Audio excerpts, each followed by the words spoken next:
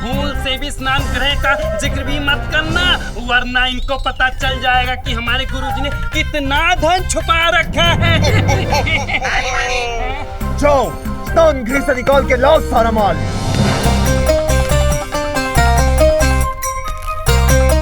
ये सारा माल स्नान गृह से मिला है सरदार, इसे भी जमा कर लो।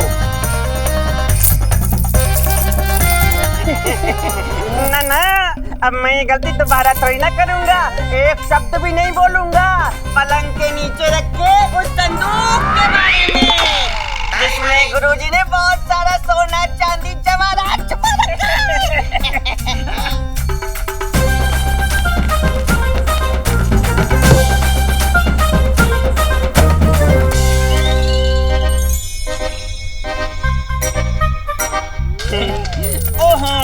इन्हें तो सब पता चल गया, पता नहीं कैसे पता चल गया। ए धनी, ए बड़ी अंदर क्या हो रहा है?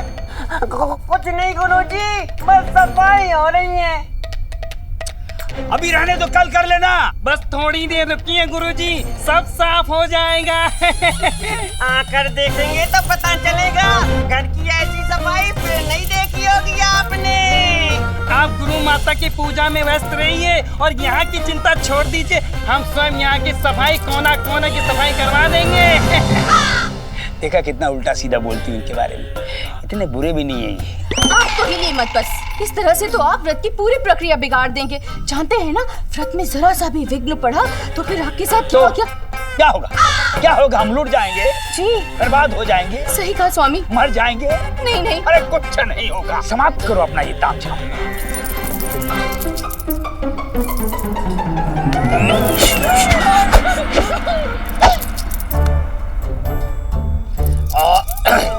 और भी कोई ऐसी जगह है जहां तुम्हारे गुरु ने और भी धन छुपा के रखा है और तुम चाहते हो कि हमें पता ना चले?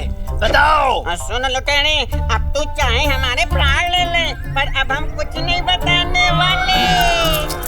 चाहे तुम मेरे भी प्राण ले ले, मैं भी ये नहीं बताऊंगा कि हमारे गुरुजी ने तकिए के खोल में ठूस ठूस के जेवरात भर रखे हैं। नहीं बताऊंगा बिल्कुल। चाहे तू स्वयं जाकर खोल के देख ले, अपार धन के अतिरिक्त कुछ भी नहीं मिलेगा वहाँ पे।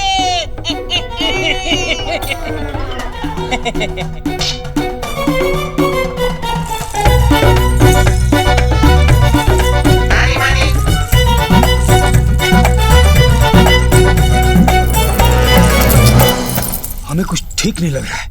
नहीं स्वामी, यहाँ सब कुछ ठीक है। नहीं, कुछ गड़बड़ है। हमारी छठी इंद्री कह रही है कि सब कुछ ठीक है। बाकी 5 इंद्रियां तो ठीक से काम करती नहीं, छठी खा करेगी। हम खुद जाके देखेंगे। क्या नट करते हैं स्वामी, बैठे रहिए। आप जानते हैं ना, पूजा पूर्ण होने से पहले आप बिल्कुल नहीं हिल सकते। आपके साथ कुछ भी हो सकता है प्रभु। अभी पूजा पूर्ण करते हैं। क्या नट कर रहे हैं? ओम स्वाहा, ओम स्वाहा, मत करिए, स्वामी नहीं, होगी पूजा। नहीं प्रभु, आशीर्वाद तो देते चाहिए। आशीर्वाद धनी।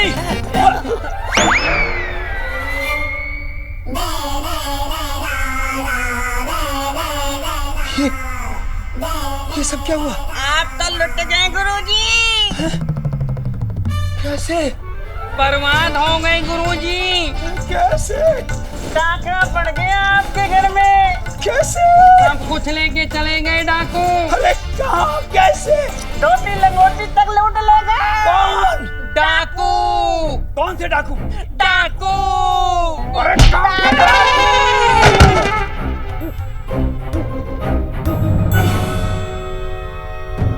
मैं वही हूं जिसने हर बार तुम्हारा मुंह काला किया।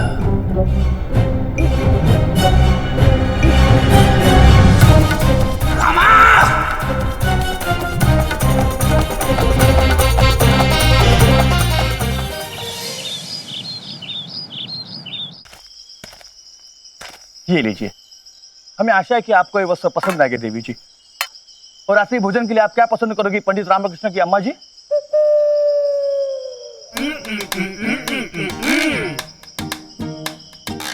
ये क्या कह रही है? ये कह रही है कि अब तुम इन्हें अम्मा कह सकते हो। इन्हें तुम्हारी आवभगत पसंद आई और मिठाइयाँ भी स्वादिष्ट लगी। धन्यवाद। अम्मा, हमें तो बहुत चिंता हो रही है। ये वस्त्र, ये मिठाइयाँ, ये आवभगत, क्या ये सब उचित है? हमें तो ऐसा लग रहा है कि बकरी की बलि चढ़ाने से पहले का दुलार है। उचित है, उचित है। मुफ्त में जो भी मिला सब उचित है। तू चिंता मत कर, रामा है ना, सब ठीक कर देगा।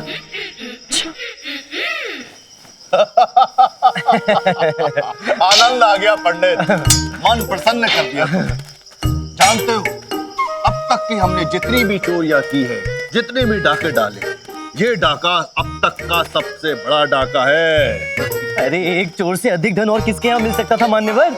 वो तो है पंडित, इस चोरी के धन में सबसे पहला अधिकार तुम्हारा है रामा। उठा लो जितना धन चाहे उठा लो। अरे नहीं नहीं मान्यवर, मैं ऐसा कैसे कर सकता हूँ? ये तो मेरी गुरु दक्षिणा थी आपके लिए, मैं ये कैसे ले सकता हूँ? और वैसे भी इस छुटकर से मेरा क्या होगा मान्यवर? छुटकर? क्या मतलब? मैंने तो कुछ बड़ा सोचा है गुरुवर, कुछ ऐसा जिससे धन की वर्षा ऐसी होगी कि हमारी 7 पुश्तें यदि दोनों हाथों से धन लुटाए भी तो भी अंश मात्र भी धन समाप्त नहीं होगा। ऐसा क्या सोचा है तुमने? अभी बताता हूँ।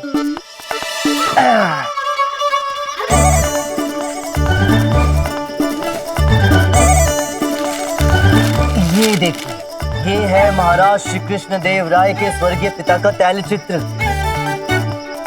परंतु इस तैल चित्र के पीछे एक नक्शा है, एक गुप्त रास्ते का, एक गुप्त सुरंग जो ऐसी जगह निकलती है जहां देव राय के पूर्वजों का शाही खजाना छुपा हुआ है, जिसे महाराज के दिवंगत पिता ने शत्रुओं के आक्रमण के समय छुपाया था। शाही खजाना। अम्मा, ये सब क्या हो रहा है? रामा क्या कह रहे हैं? मेरी भी कुछ समझ में नहीं आ रहा कि नालायक किस चक्कर में है। अब ये सब क्या कर रहा है रामा? कहाँ फंसा रहा है हमें? तुझे क्या लगता है ये शातिर डाकू इतनी आसानी से तेरे चक्कर में आएगा? आएगा, अवश्य आएगा बंधु। देख, इसकी आंखें तो देख, मलाई की कल्पना में कैसे बिल्ली जैसी चमक रही है।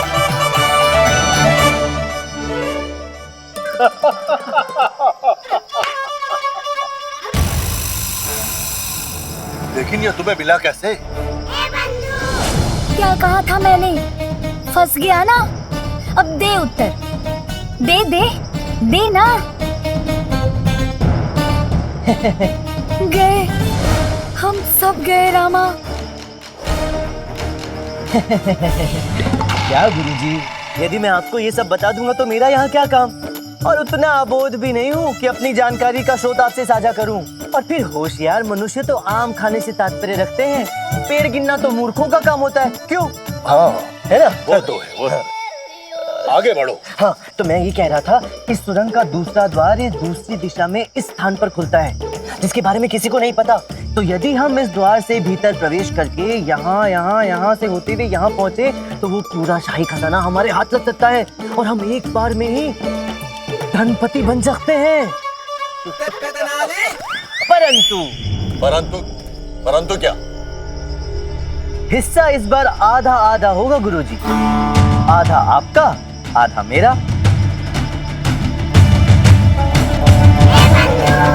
अरे क्यों बार बार मृत्यु को निमंत्रण दे रहा है रामा? तू इस दुर्दान डाकू से आधा हिस्सा मांग रहा है? कुछ तो होश कर रामा। बड़े घंटाल हो पंडित। देखने में तो बहुत भोले हो, लेकिन हो बहुत चतुर। गुरु दक्षिणा के नाम पर चिड़िया का चुग्गा हमारे आगे डाल दिया और इतने बड़े खजाने में से आधा हिस्सा मांग रहे हो। चलो, तुम भी क्या याद रखोगे? 20% दिया। 40। पंडित, तुम जानते हो खड़े कहाँ हो और किससे बात कर रहे हो? हम मल्लू देवा है, मल्लू देवा। 25% से ज्यादा नहीं मिलेगा। हाँ, मान ले, इसी में भलाई है हम सबकी। 35। मल्लू देवा से आज तक किसी ने प्रतिशत मांगने का तो साहस नहीं किया। सब गए रामा। 30% स्वीकार है तो ठीक है, अन्यथा स्वीकार है प्रभु, स्वीकार है। आप तो गुरु हैं हमारे, आपसे कैसा गणित। 30% सहर्ष स्वीकार है बस। अम्मा, अम्मा क्या हुआ? ठीक तो हो? अम्मा ठीक तो है ना?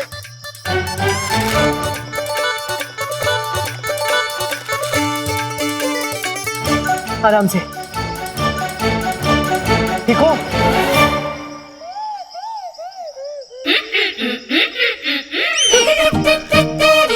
बुद्धि भ्रष्ट हो गई है क्या तेरी? है? अम्मा कह रही कि मती मारी गई है क्या? वो स्वयं विनाश को न्योता दे रहे हैं।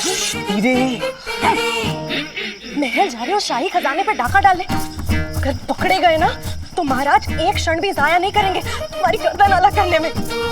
अम्मा अम्मा अम्मा, अच्छा शांत शांत शांत। तुम बेकार में चिंता कर रही हो अम्मा, ऐसा कुछ नहीं होगा, विश्वास रखो मुझ पे। मैं ये जो भी कर रहा हूँ ना जानबूझ के कर रहा हूँ। अरे तुम समझाओ ना इन्हें। हम क्या समझा, हमें तो केवल एक ही बात बोलनी आती है। क्या? उठा लो। पता था, क्या उठा लो? कपड़े लत्ते उठा लो और वापस कर दो और चलो यहाँ से। हमें मरना स्वीकार है पर कुंवारी मरना नहीं। क्या शारदा तुम भी? अरे तुम तो भरोसा रखो मुझ पर। चुप रहो, शांत रहो। मुझे एक बात समझ में नहीं आ रही, लूटे हुए माल में से आपने आज तक कभी भी किसी को एक दमड़ी नहीं बांटी, फिर इस पंडित को आप 30% देने के लिए क्यों राजी हो गए? कथनी और करनी में बहुत फर्क होता है छोटे। कथनी औरों के लिए होती है और करनी स्वयं के लिए। अब पंडित को हिस्सा देना है या इस पंडित के हिस्से करने हैं, ये समय निर्धारित करेगा।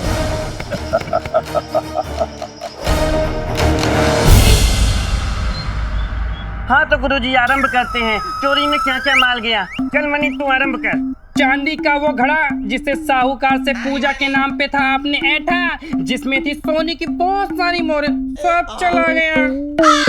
जुड़वा बच्चे होंगे ये कहकर पूजा के नाम पर जिस संपत्ति से उसकी धन संपत्ति हड़पी, मतलब दक्षिणा ली, चली गई। व्यापार में होगा लाभ, इसी चक्कर में जो मटका भर के आपने हीरे आभूषण सेठ नारायण दास से थे ठगे, मतलब प्रसाद स्वरूप जो थे मिले, सब गया।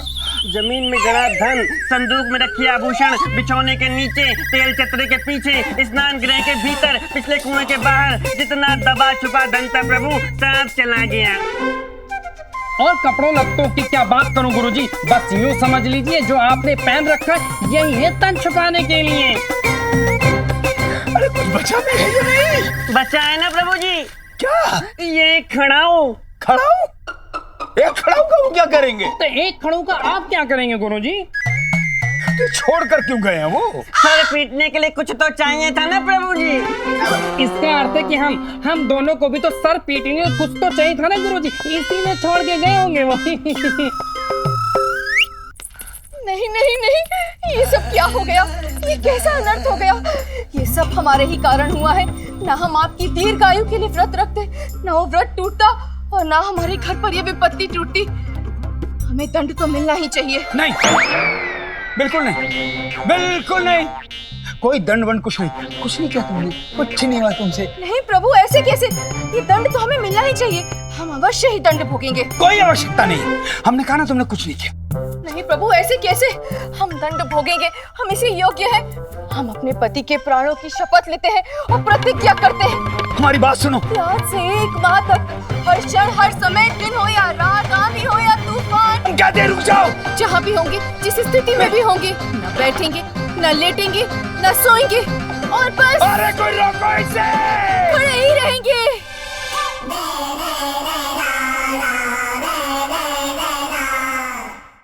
ये क्या किया गुरु माता, ये क्या किया? इतनी कठिन प्रतिज्ञा। हम 1 माह तक बिना बैठे, बिना लेटे, बिना सोए भला कैसे रह पाएंगी आप? नहीं नहीं, ये हमें थोड़ी ही करना है, तो हमारे स्वामी हमारे प्रभु को करना है।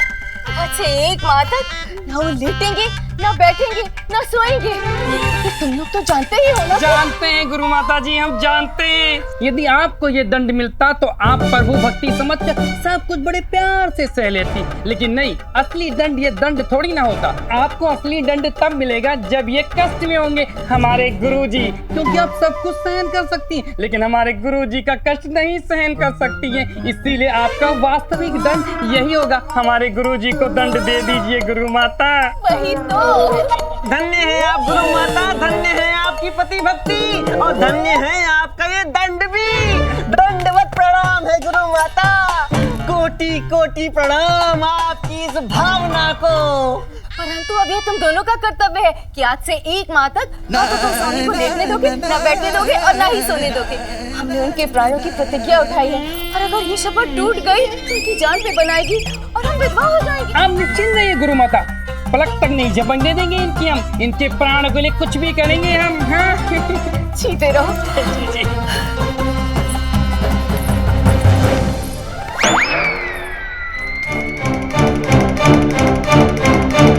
ये सब उस धूप पंडित के कारण हुआ है।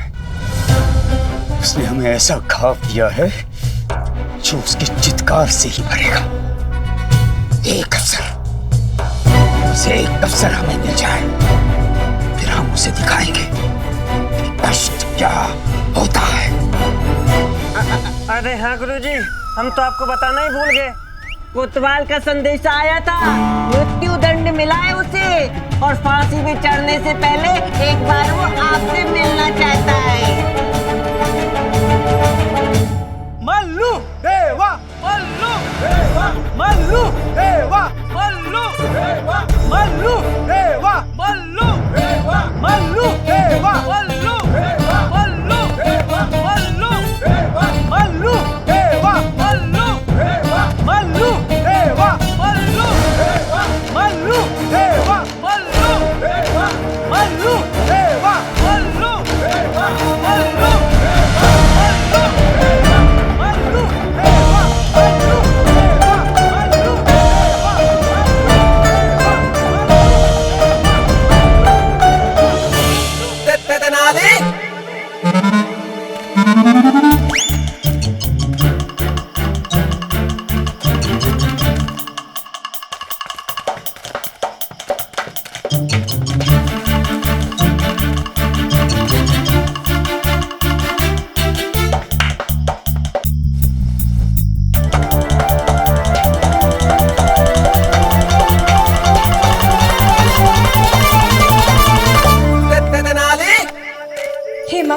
रामा की रक्षा करना।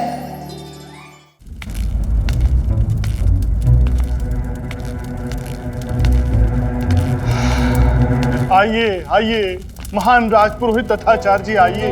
देखिए देखिए उस इंसान की दुर्दशा जिसने सदैव आपका साथ दिया। देखिए प्रभु, आपके ऊपर अंधश्रद्धा रखने वालों का हाल देखिए, जिसने जीवन भर आपके हर पाप पुण्य में आपके साथ भागीदारी की, आपके हर आदेश को माना। देखिए प्रभु, देखिए आज वो कहाँ, यहाँ इन सलाखों के पीछे अपनी निश्चित मृत्यु की प्रतीक्षा करता हुआ। आचार्य, आपने जो कहा वो मैंने किया, और आपने मुझे ही फंसा दिया। अरे गुरुजी ने कांटा तो डाला था उस पंडित नाम की मछली को फांसने के लिए। अब कांटा थोड़ा इधर उधर हो गया, मछली की जगह मगरमच्छ फंस गया और हो गया आपका बंटाधार। अच्छा, कुछ कीजिए, मुझे बचाइए आचार्य, मुझे बचाइए, नहीं तो थोड़ी देर के बाद मुझे फांसी पे लटका दिया जाएगा। आचार्य बचा ही लीजिए मुझे, कुछ कीजिए आप। क्या करें, अब कुछ नहीं हो सकता है। एक भिक्षु दूसरे भिक्षु को सिवाय संवेदना के और दे भी क्या सकता है। हमारी संवेदना तुम्हारे साथ है कोतवाल। ईश्वर तुम्हारी आत्मा को शांति दे। अच्छा, ऐसा मत कीजिए आचार्य, कुछ कीजिए, मुझे बचाइए, मेरा उद्धार कीजिए, कोई भी लीला चलाइए आचार्य। क्या बात करते हैं कोतवाल बाबू, गुरुजी का पीला पीला चेहरा देखकर भी नहीं समझे। अब कोई लीला नहीं होने वाली है। वो दुष्ट पंडित गुरुजी का सारा घर साफ करके चला गया। अब यहाँ स्वयं गुरुजी के उधार मांगकर खाने के दिन आ गए। तुम्हारा भला कहाँ से करेंगे भाई।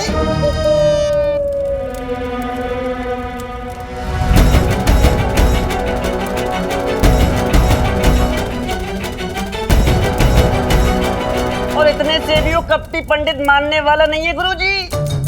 देख लीजिएगा, जहां भी होगा इस समय आपके लिए कोई ना कोई खिचड़ी पका रहा होगा।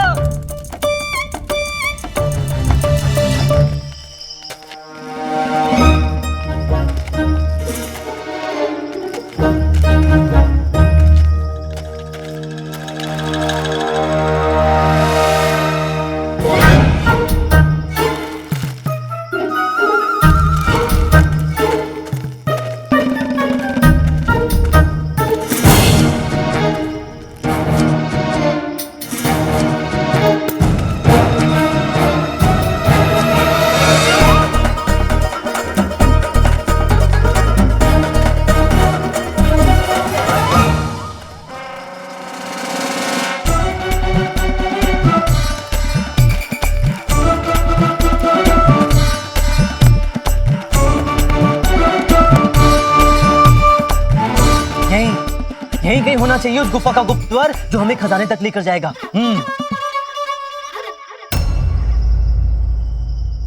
क्या हुआ गुरुदेव, आप मुझे ऐसे क्यों देख रहे हैं? मेरे गुरुजी कहा करते थे यदि कोई कार्य बड़ी सरलता से हो जाए तो उससे सावधान रहना चाहिए, क्योंकि ऐसे कार्यों के परिणाम सदैव विपरीत होते हैं। सच बताओ पंडित, ये तुम्हारा चलाया हुआ कोई चक्कर तो नहीं, कोई चाल या कोई षड्यंत्र?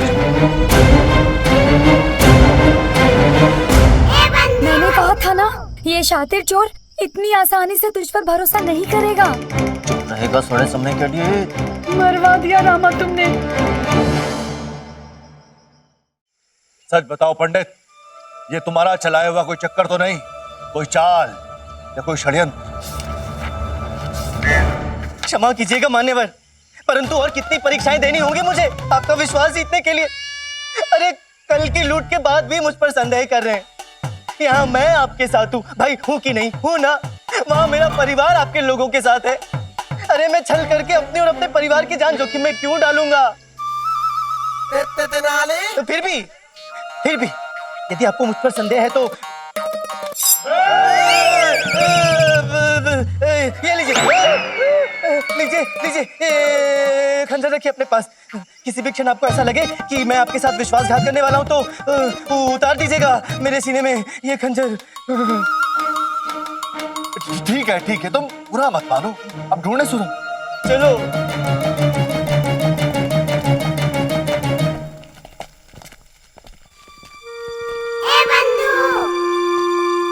रामा, क्या है? वो रहा गुफा का गुप्त मार्ग, वहाँ उस झाड़ के पीछे। जानता हूँ, मैंने आते ही देख लिया था। तो बताता क्यों नहीं सबको? अरे बुद्धि के शत्रु, यदि मैंने ऐसे ही सीधे जाकर बता दिया तो उस चतुर डाकू को मुझ पर संदेह नहीं हो जाएगा कि वो गुप्त द्वार पहले मुझे ही कैसे दिख गया? रामा चुप कर और देखता जा जो होता है। मिला? अरे अभी तक तो मिला ही नहीं। मैंने भी इस जगह का कोना कोना छान मारा मल्लू जी, परंतु वो गुप्त द्वार कहीं नजर ही नहीं आ रहा, जबकि इस नक्शे के अनुसार उस गुप्त द्वार को यहीं कहीं होना चाहिए था। लगता है मेरी जानकारी गलत थी, पूरा परिश्रम व्यर्थ हो गया हमारा। अब हमें चलना चाहिए। वैसे अपार धन के इतने बड़े खजाने के पास आकर वापस लौटने का मन तो नहीं कर रहा। जहां अनगिनत हीरे मोती बताए जाते हैं, आभूषणों के छोटे मोटे पहाड़ बताए जाते हैं, अरे सिक्कों के असंख्य ढेर भी बताए जाते हैं, परंतु अब क्या कर सकते हैं, द्वार तो कहीं मिल ही नहीं रहा। चलिए चलते हैं। अरे नहीं, मैं ऐसे हार नहीं मानने वाला। मैं उस जगह का पता लगा कर ही रहूंगा, ढूंढ कर ही रहूंगा मैं। अरे पर कहाँ ढूंढेंगे मल्लू जी, वो द्वार तो हमें कहीं मिल ही नहीं रहा। सब जगह तो ढूंढ लिया हमने, सिवाय उस पेड़ के नीचे के।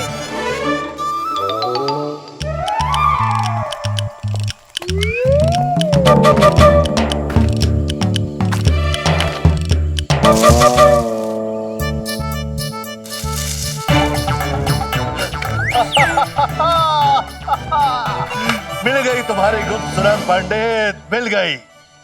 वैसे तुम होशियार बहुत हो, लेकिन केवल होशियार होने से सब कुछ नहीं हो जाता, हम जैसा अनुभव भी होना चाहिए।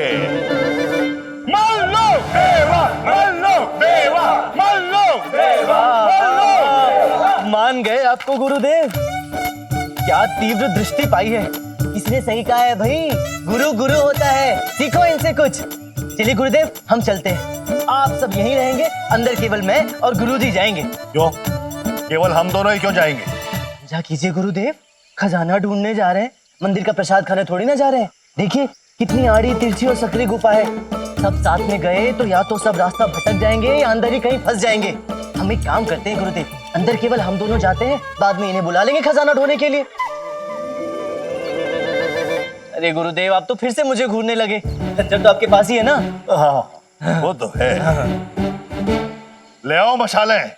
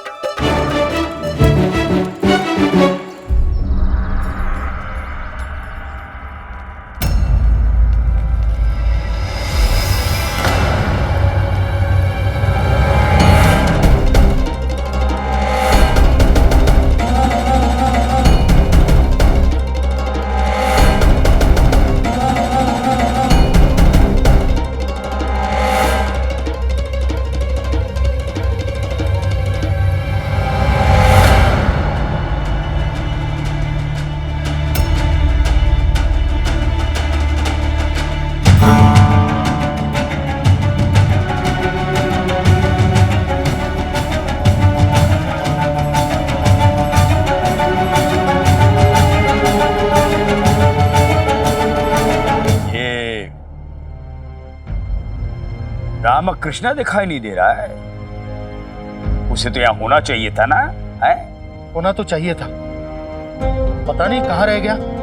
हम भी उन्हीं की प्रतीक्षा कर रहे हैं। अब आके क्या करेगा वो पंडित? उसे जो मिलना था वो तो मिल गया, महाराज से पुरस्कार मिल गया और गुरुजी के घर से आशीर्वाद मिल गया।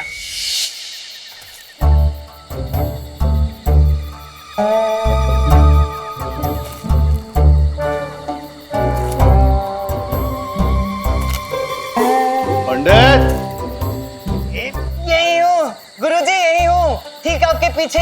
आप चलते रहिए, चलते रहिए।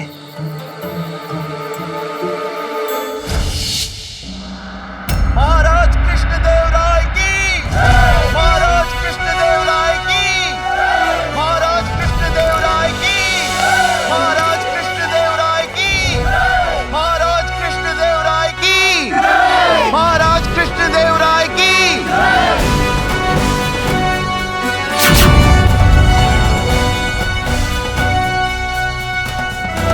किसी भी शासन का मूल आधार होता है उसकी न्याय प्रणाली, उसकी न्याय व्यवस्था। और जहां न्याय व्यवस्था का सम्मान ना हो वो शासन शासन ही नहीं। इस अपराधी का मृत्युदंड केवल एक दंड नहीं है, न्याय व्यवस्था का अपमान करने वाले हर एक अपराधी के लिए ये चेतावनी है। ये विजयनगर राज्य की न्याय व्यवस्था की गरिमा के साथ जो भी खिलवाड़ करेगा उसका यही हश्र होगा। महाराज कृष्णदेव राय की, महाराज कृष्णदेव राय की, महाराज कृष्णदेव राय की, महाराज कृष्णदेव राय की।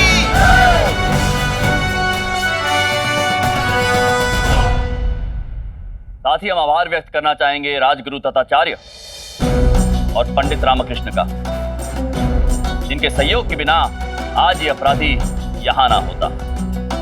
धन्यवाद महाराज।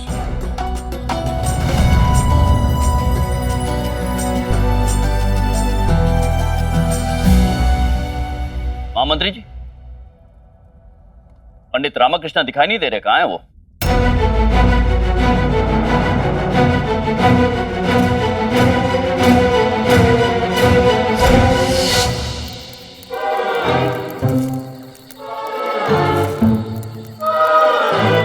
पंडित, अरे आपके पीछे ही हूँ गुरुजी, आप चलते रहिए ना।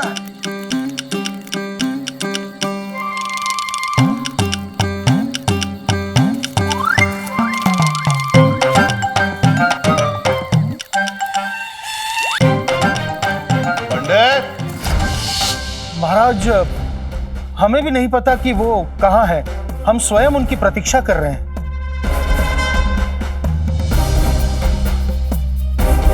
दंड की कार्रवाई आरंभ की जाए।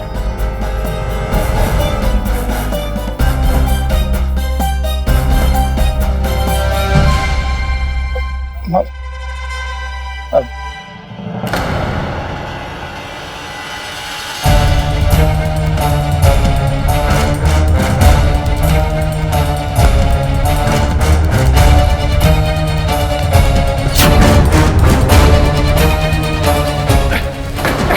महाराज, नहीं महाराज, मैं वो चोर नहीं हूँ। नहीं महाराज, मैं वो चोर नहीं हूँ। मैंने कोई अपराध नहीं किया है महाराज, मैं निर्दोष हूँ, मुझे छोड़ दीजिए महाराज। महाराज मैं निर्दोष हूँ, मुझे छोड़ दीजिए महाराज। पंडित,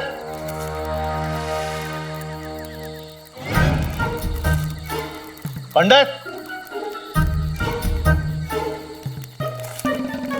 पंडित,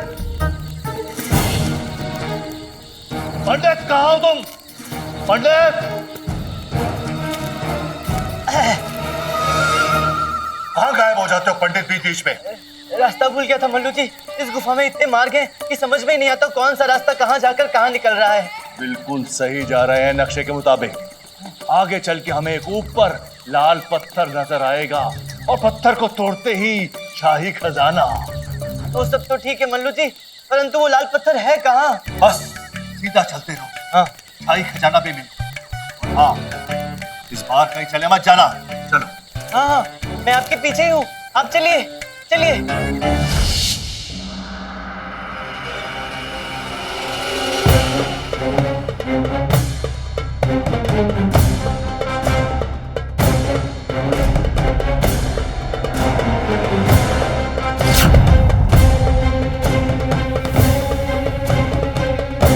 नहीं महाराज, नहीं महाराज, मैं वो चोर नहीं हूँ महाराज। नहीं महाराज, मैं वो चोर नहीं हूँ।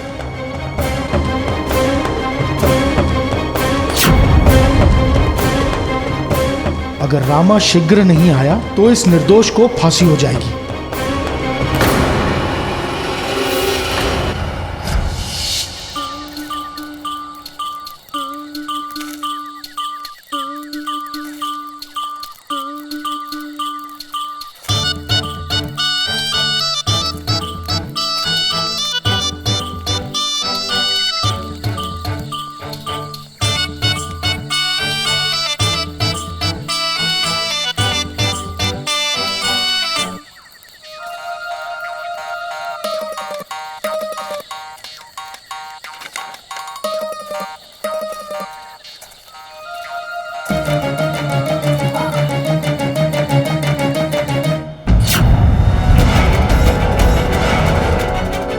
महाराज मैं निर्दोष हूँ,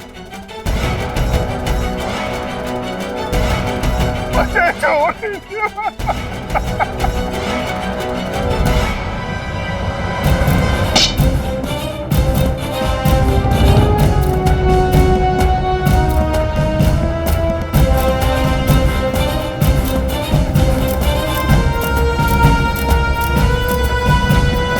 ठहरिए महाराज।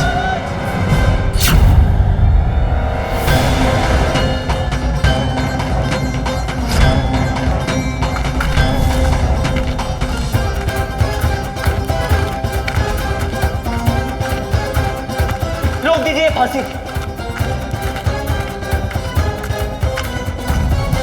रोक दीजिए ये फांसी महाराज। कोतवाल अपराधी नहीं है। मैंने कोई अपराध नहीं किया है महाराज, मैं निर्दोष हूँ, मुझे छोड़ दीजिए।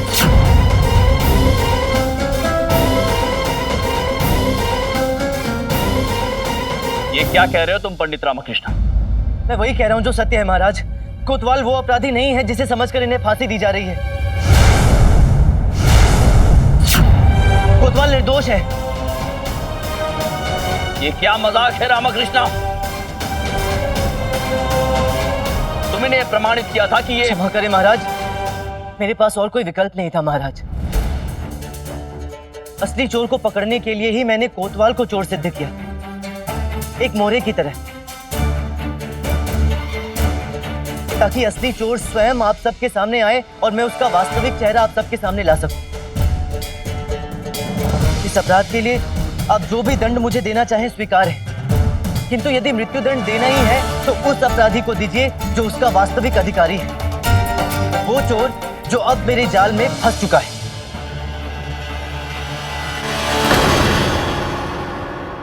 तो वो असली अपराधी कहाँ है पंडित रामकृष्ण? अभी प्रस्तुत करता हूं महाराज।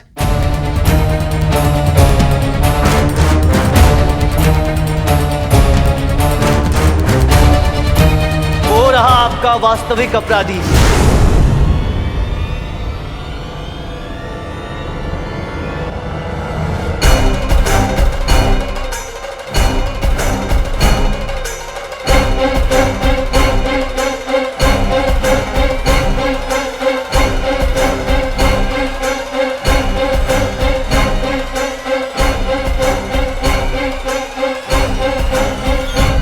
अपराधी कहाँ है पंडित रामकृष्ण?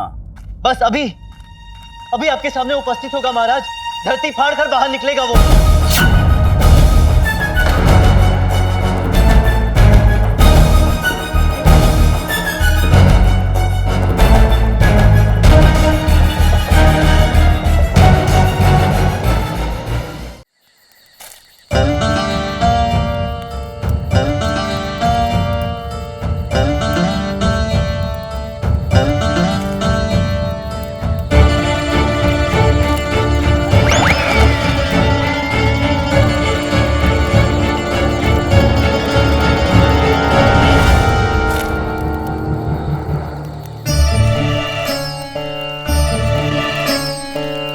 कहाँ है वो खजाने का द्वार, वो लाल पत्थर?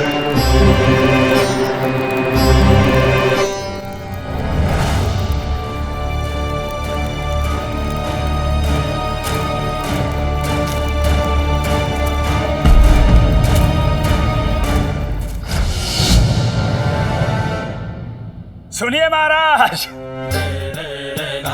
और सुनिए। अब अपराधी धरती से निकलेगा। अपराधी ना हुआ, आलू की खेती हो गई, धरती में उगेगा।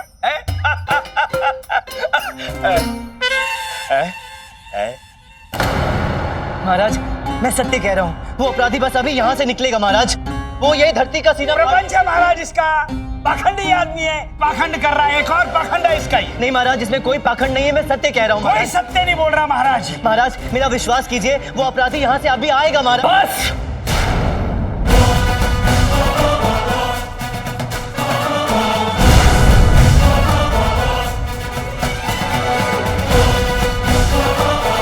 हमें लगा था कि तुम एक बुद्धिमान व्यक्ति हो, इसलिए सदैव न केवल तुम पर भरोसा किया, बल्कि हर बार तुम्हारे साथ नम्रता से पेश आए। परंतु तुमने हर बार हमारी अच्छाई का, हमारी नम्रता का गलत लाभ उठाया और स्वांग पे स्वांग रचते गए।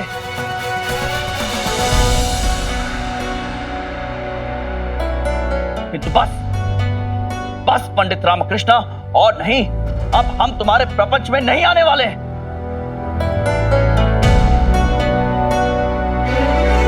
विजयनगर की न्याय व्यवस्था का अपमान करने के अपराध में और एक निर्दोष व्यक्ति पर झूठा आरोप लगाकर उसके मान सम्मान को ठेस पहुंचाने के आरोप में हम इसी क्षण, इसी पल तुम्हें मृत्युदंड देते हैं।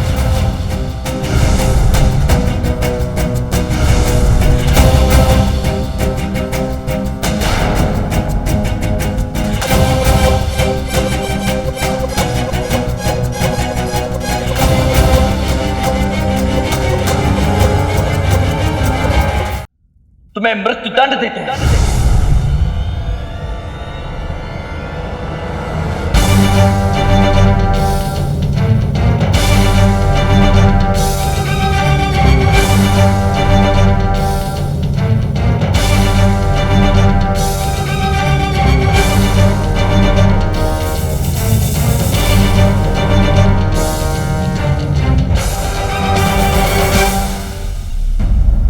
सिपाहियों,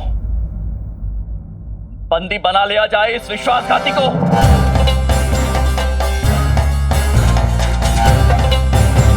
और इस कोतवाल की जगह पर इसे फांसी पर लटका दिया जाए।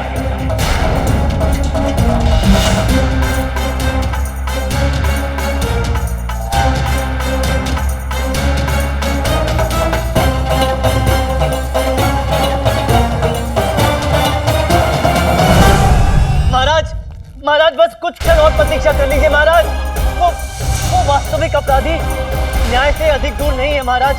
बस कुछ क्षण और प्रतीक्षा कर लीजिए, वास्तविक अपराधी अभी आपके सामने यहाँ उपस्थित होगा महाराज। कुछ क्षण के लिए रुक जाइए महाराज, कृपा करके मेरी बात सुन लीजिए। आदेश का पालन किया जाए।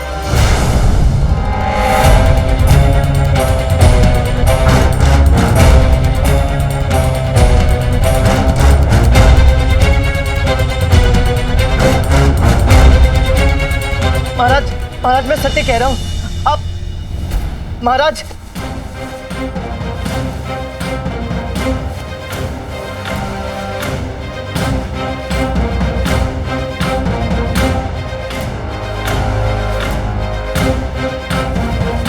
महाराज, महाराज कुछ समय के लिए रुक जाइए महाराज, महाराज कुछ समय के लिए रुक जाइए।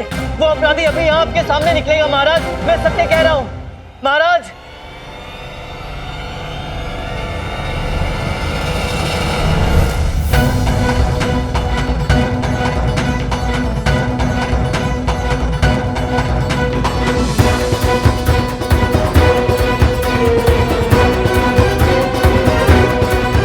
हे भगवान, मैं तेरी शरण में आ रहा हूँ। मेरे प्राण स्वीकार कर। ऐसे मूर्ख वाचाल पंडित की चोटी होने का ये दंड तो मुझे मिलना ही था।